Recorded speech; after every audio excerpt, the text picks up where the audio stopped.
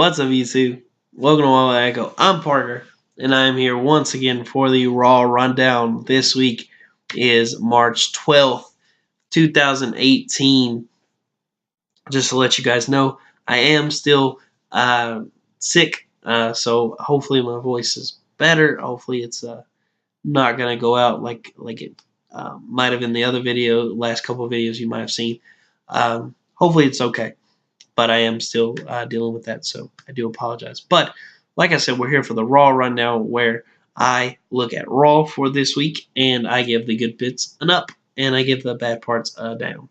Obviously, all my opinions, though. So if you have different opinions, that's cool. It's all good, man. We're going to go ahead and start off.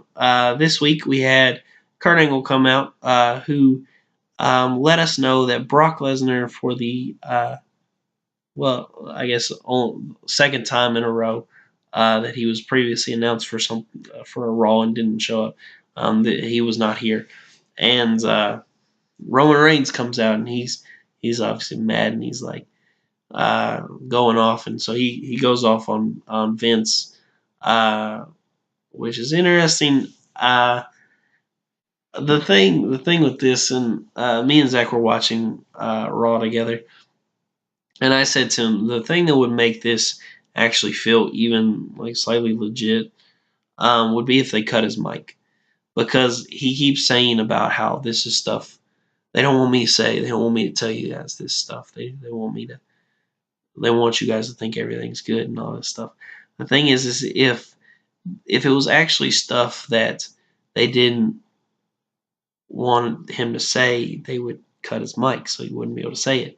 So I think if you wanted to give this a little bit of legitimacy, once he's actually said the important part, cut his mic, and then kind of like they did with CM Punk and the pipe bomb. I just think it would have worked a lot better. And then I didn't enjoy Roman's delivery this time. I thought he didn't give any emotion. I thought that was what was really good about a couple weeks ago. Was he was more emotional and stuff like that. So, and I don't know. I just didn't enjoy it. And so he goes back into the back and shows him go up to Vince, and I don't know, something about the exchange just wasn't. I just didn't like it. I just didn't feel it. Sorry. And when we came back from commercial, Roman came out of office and walked away, wouldn't say anything. Vince came out, and I was worried for a minute for Renee Young, because I thought she was going to go in Vince's office, and I was worried for her because of the days of the Attitude Era when women were very much mistreated in WWE. So I was worried initially, but I was like, okay, it's PG era. It's not going to happen to her. Dean would kill Vince anyways if he tried something like that. But anyways, and so Renee asked Vince about it, and Vince said that he gives his word that Brock will be at Raw this next week, and also he was going to temporarily suspend Roman because of his outbursts and actions and stuff like that. All in all, I'm going to give it a down. I just, like I said, didn't enjoy it, and that's why. Next up, we had a match that we've seen 63 billion and a half times, and that would be Sasha Banks versus Sonya Deville. And it's getting a down. Crazy, huh? It was just dumb. It made no sense. Bayley was for some reason in Sasha's corner, even though you could tell that she didn't want to be. If she didn't want to be, why was she there? I didn't understand. She didn't help or anything. And Sasha, of course, ends up winning. And then as soon as the match was over, Bayley went away. But Bayley obviously forgot that Absolution's whole thing is that they attack people after the match. And so Sasha got attacked by Absolution. They kicked her 4 or 5 times, and then they stopped. And then they posed, and then it went to commercial. It's getting it down. It was all not good at all. Next, we had a Miz TV segment, and it's getting it up just barely. I thought the delivery was a little forced on some of the guys, and it was Obviously, The Miz was there, and he was with his WrestleMania opponents, Seth and Finn, and he was trying to create strife between the two, trying to get both kind of on his side, which is the only thing that's getting it up.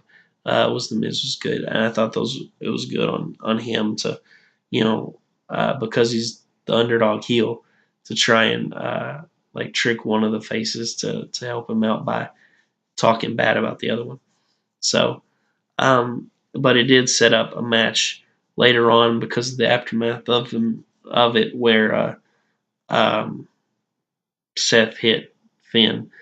Set up a match later on between Finn and Seth, which is dumb that they're doing another match between these two so soon after we've already seen them against each other way too often, especially when they're about to have a match at WrestleMania. But whatever. Next up, the Bar comes out, and they were originally supposed to uh, go have a match against the Miztourage, and if the Miztourage apparently had beaten the Bar, they would have gotten to go to WrestleMania for the Raw Tag Team Championships, which is weird to me. I don't know why the Miztourage earned or how they earned an opportunity like that, but whatever. But because of apparently the Bar's talkings on like social media and stuff like that, all of the tag teams in the locker room came out and attacked them all together, leading to nothing happening. Um, and it's getting it down. I don't know. It's is dumb to me. I just don't like it. I just don't get it. I think that they've like backed themselves in a corner with the tag team division. I just don't think that they have an idea of what to do really, and so I'm just not enjoying what they're doing. That's why it's getting it down. Next up, John Cena came out. Yay, John Cena again. Um, and he said, "I failed again." He failed at Fastlane, just like he failed at Elimination Chamber, just like he failed at the Royal Rumble. And I just want him to go away. I just don't like him. And he was like, I have no road to WrestleMania now, so I'm gonna come to WrestleMania though still because I'm a fan of wrestling. And and yeah, and so I was actually liking it at first. At that part, I was like, good, he's not gonna be there, and the crowd seemed to be into him just being one of the guys. So, but then he's like, wait, well, I'm not going to WrestleMania anyway, so if I say something that they don't want me to say, I won't get in trouble, which is dumb because it's so not correct. You could get fired, you could get fined, you can get suspended. Look what just happened to Roman a little bit earlier. Um, and so he's like, so I'm challenging The Undertaker at WrestleMania. And I'm just like, really? Like, God, no. Like, I hate that the crowd was super into this. And I get, and I probably would have been myself excited if I would have been there, because obviously the possibility is that Undertaker might come out, and to see the Undertaker live would be amazing. Um, the thing is, I don't think anyone actually wants to see this match. I think they want to see the Undertaker, which I don't blame them. I love the Undertaker. If you guys have been around the channel any, you know that me and Zach are the biggest Undertaker fans. Um, but I respect the Undertaker enough. Like he's done his due. You know, let him be. You know, let him retire. Let him relax. Let him live his life. Um, you know, let him relax. You know, he's old. And but then Cena got way too far. Like it was so. It made me and Zach like mad when he should like changes like promo from like face to heel, because he like started bashing the Undertaker, and he was like, uh, the only one that's stopping you from having a match is you, and you're selfish and self-centered and all this stuff, and you don't care anything, and you say you're too old to do this and all this stuff, but you're uh posting workout videos on your wife's Instagram and all this stuff. It's like maybe he just enjoys working out a little bit. It's probably good for him to work out. Um, but I just didn't enjoy that, and I really hope that it doesn't lead to. It's probably going to lead to the match, but with only like a month left, only like 3 Raws left until WrestleMania, I just don't want to see it. I don't think the build-up's there. I don't. I just let the guy relax. Let him live his life. It's getting it down for sure. Next up, we had Elias come out and he was selling his injuries from the Symphony of Destruction match the week before. He had his neck brace on and stuff like that. And so he plays for like a second. And he's like, you know what? It's all your guys' fault. And then he walks away. And that was the segment. And they gave no explanation, nothing at all. So it's getting it down. Like I enjoy Elias and I liked his delivery, I guess, but I just don't know what this leads to, where this goes. I'm in the dark. I don't like being in the dark. Next up, we had that match between Finn Balor and Seth Rollins, and the match was really good because these guys are amazing. They're obviously two great, brilliant wrestlers, so obviously they're going to have a great match. Problem is, like I said last week, you cannot continue to have these guys face each other leading up to WrestleMania. Like you can't because they've already wrestled each other a lot. They had the SummerSlam program a couple years ago. You know, they've wrestled a lot here really recently. Let them promo each other, even though neither of them are the best at promos. Because you don't want to give too much away of their match. But the match was good. I didn't like the ending because Rollins went for a superplex, and you could tell he was going for his like superplex into the Falcon and the Arrow, which I really love that sequence. But like Balor stopped him and like wrapped his leg over his legs in like an inside cradle to get the pin as he was going for the transition. And at first I didn't like it because I was like, what? But then I was like, it kind of works because have uh, went against each other so much. So recently they do know each other's moves really well. And they know what each other's going to do. So I did kind of like that. And it kind of goes with the back and forth. Last week Rollins tagged in on Balor to get the win over The Miz. So it kind of keeps it going. It's interesting. So it's getting it up. Next up, we had Asuka come out to explain why at Fastlane the night before she decided to challenge Charlotte Flair for her title instead of Alexa Bliss. And Asuka was not good here. She's just not good at promos at all. For one thing, she screamed everything she said, which was annoying.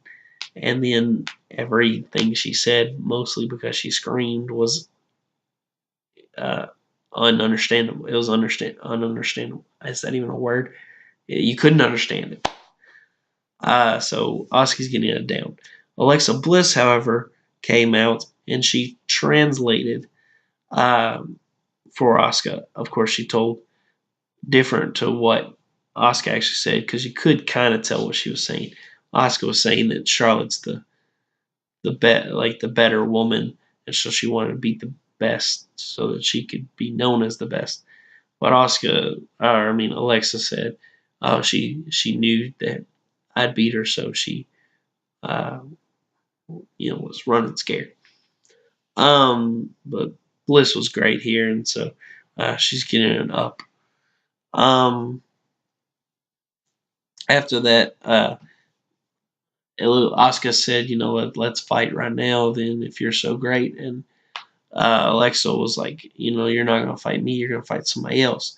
And they pointed her, and Mickie James was with her because apparently Mickie James is heel now and is running with Bliss again. I don't know. They point at the entranceway, and it's obvious that they're talking about Nia. Nia doesn't come out, and so Mickie James hits Asuka, which leads to a match between Asuka and Mickie James. And I'm giving that match a down 2. We've seen the match before. It's just not. There were a couple okay spots, but overall, I just didn't enjoy it. And I don't know. It's not a fan. It's not. Sorry. Um, Next up, after the match is over, Alexa comes asking Nia, like, why didn't you come out there? And Nia explains that she had a match scheduled for right after, so Kurt Angle told her that she couldn't. And Alexa's like, oh, okay. But next week, I have because apparently she has a match now next week for against Asuka. Said, I have a match next week against Asuka, so I want you in my corner. And Nia's like, okay, I'll be there. He's like, okay, Nia, I love you. And she's like, I love you too, Alexa. And so Nia goes and has her match with a local talent, Joan King, and she kills her very quickly. But then it was announced that Alexa was going to have an interview backstage about I think it was like about the match next week with Asuka. So they go back there. Nia's still obviously at ringside, and apparently the interviewer was late, but they decided to start rolling and pop it on the screen ahead of time, which to me seems super uh, unprofessional, but whatever. And so it caught Alexa talking to Mickie James and saying a bunch of just really terrible stuff about Nia. Like, man, I tell you what, like, Alexa's really, really good. Maybe she's a little too good because I was like, man, is this like actually how she feels? Like, this is too harsh. It's too much. Like, the thing she was saying was just terrible. And so Nia was obviously very upset, and she headed to the back, and that was when the interviewer decided to show up and was like, "Hey, sorry I'm late, but you know that was the feed was already going, so everybody heard what you said." Which I don't know how if you were late, how did you know that they were even talking? That to me is just dumb. But anyway, so Alexa realizes that Nia's probably heard her, so she and Mickie James take off. And Nia comes in, she just starts throwing around stuff and just tearing up everything, and she's obviously very upset. I'm gonna give the segment an up. Uh, Tentative still, like I gave the up before last week for Nia, because I'm still not sure about this whole face turn thing for Nia. I still am not sure it's the best decision. Um, and I really don't think the match will be good at WrestleMania also, but I guess we'll see. And so I'm just gonna go for now for what I think, which is enough. So also, I do want to say that during Raw, they had the announcement to where they're going to have, instead of the Andre the Giant Memorial Battle Royal, this year they're going to have a Battle Royal for women, all women, and it's in honor of Fabulous Moolah. So it's the Fabulous Moolah Memorial Battle Royal this year. Not getting an up or down, just wanted to let you guys know. And then also, we had a cool showing, like little preview of the Ultimate Deletion, showing like the Hardy compound, and it introduced all of the members of the Hardy family for anybody that did not know from TNA, all of them. So those are two cool things that happened, not getting ups or downs, just letting you guys know. And in the main event, it had been announced early in the night that because of what happened with the tag teams attacking the bar, that there was going to be a battle royal, tag team battle royal, and whoever was the last standing, that tag team was going to challenge at WrestleMania for the tag team titles. But Braun Strowman, who earlier on in the night had done a backstage interview and said, you know what, I'm not begging for a WrestleMania shot or a road to WrestleMania. I'm going to make my own. And so I kept wondering, like me and Zach were talking, we were like, what's he gonna do? There's like no time. He's not gonna be a part of this, is he? And then he comes out, and we're like, yeah, he is. And it was so great. And Braun just killed everyone. He eliminated most everybody in the match. And once again, it's showing terribly bad on all the tag teams. Obviously, showing that they don't care about them at all. But Braun Strowman did end up winning this tag team battle royal. So the question at the end of Raw was: is Braun actually going to get the chance to compete for the tag team championships at WrestleMania by himself? I kind of hope so, to be honest. Like I said, it's silly, but it's supposed to be. It's supposed to be silly, and we're not supposed to take it serious. It's just supposed to be fun, and like that's what wrestling's all about. I'm not sure what they're gonna do, if they'll like have Braun be forced to find a partner. If he had a partner, I'd guess it would be Elias, but I don't know for sure. Or I don't know if they're gonna let him actually do the championship match. I hope so, and I hope he wins because it's great. But only time will tell what actually happens because of this. But obviously, Braun winning gets a huge up. It was great, and that was Raw. That was Raw this week, and overall kind of a average Raw. There were some good points, but there were also some real bad points. So that's what I thought. If you guys thought differently, and you want, or if you thought the same, but you just want to tell your opinions, that's cool too. Let us know in the comment section below. If you enjoy this video, please hit the like button for me. I'd really appreciate it. And if you don't want to miss any of our content, make sure you hit the subscribe button. But with that, I'm going to get on out of here. I've been Parker from Wall Echo, and I will see you all very, very soon. Peace.